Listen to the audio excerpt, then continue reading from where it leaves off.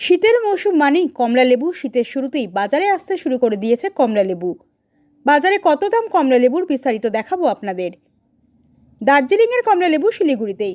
প্রতি বছর শীতের শুরুতে দার্জিলিংয়ের কমলা লেবু পৌঁছে যায় শিলিগুড়িতে।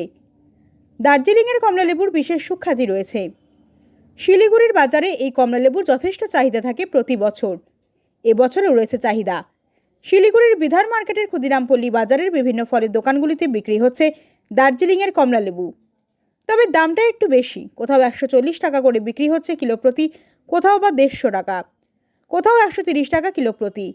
এই প্রসঙ্গে বিক্রেতারা জানিয়েছেন যে এবার সেই মতো ফলন হয়নি, সেই কারণে দার্জিলিংয়ের কমলা লেবুর দাম বেশি। দাম বেশি হলেও ক্রেতারা নিচ্ছেন কমলা লেবু। Bureau report, D news Malda. 150 টাকা কেজি। দামটা কি বেশি এবার? হ্যাঁ, কমলাই নাই, বেশি তো হবে। কারণ কি? কেন ফলন কম? ফল নাই, আচ্ছা, ফল নাই। প্রত্যেক বছরই তাই থাকে, সবসময় কমই থাকে। আচ্ছা, এরপরে কি মানে কমতে পারে দাম? আরো বেশি হবে দাম। আরও বেশি হবে।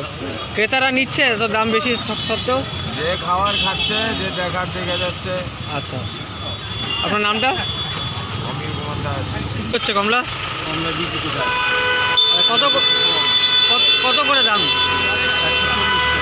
কত? 140 টাকা। দামটা কি বেশি এবার?